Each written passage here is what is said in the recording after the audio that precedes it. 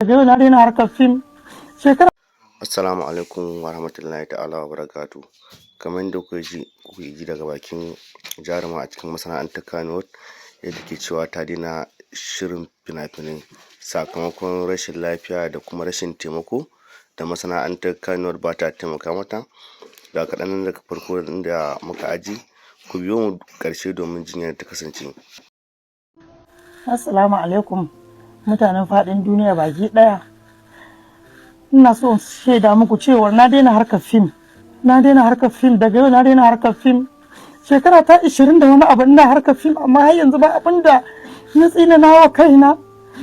Saboda dalilin da sa ce muku na daina fim saboda halin da nake ciki. Tun ina haƙuri na kasa haƙura. Ba ni da uwa ba ni da uba ba mai taimako na. Ga ni ga 'ya'yana ba mai taimakon mu. Wani zubin haka za mu kwana da yunwa. Wani zubin sutura ba da zan sa a jikina ba ni da shi. Kawai dai ai mutum yana kokari ne don ya rufa kansa asiri. Ka a ce baya kokari amma wannan abin ya kai ni bango. Ga rashin lafiya ta dame ni. Dan Allah dan Annabi. Ina neman taimakon jama'a dan Allah ku taimaka min ku ni daga cikin wannan kangin da nake ciki saboda Allah da Annabi. Na farko ba da mahallin da zan zauna yanzu haka din nan.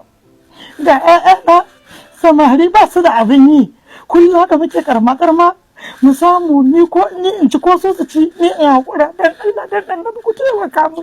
Baiwa Allah hirin na aika mata kuɗin mota ta zo fa kai inna lillahi wa inna ilaihi raji'un.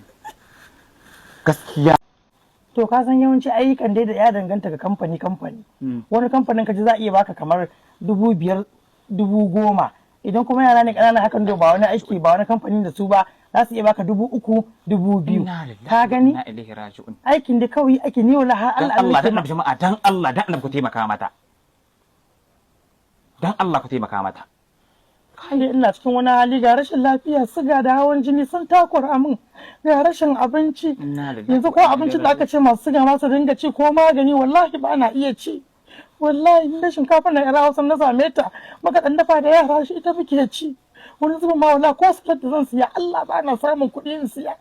Allah ka tashi hankalin wannan kuma ga ƴan uwa na jini su kuma duk sun sa ka a gaba gan su kamar wani ne wanda suke jikina dai duk sun san wallahi halin da nake ciki sai da wanda yake nesa da ni shi ne dai zai ce bai san halin da nake ciki. Dan Allah dan annabi ku taimake ta dan Allah dan annabi ku taimake ta insha Allah kuma za ki samu taimako Niger da Najeriya da kowace ƙasa in Allah ya yarda.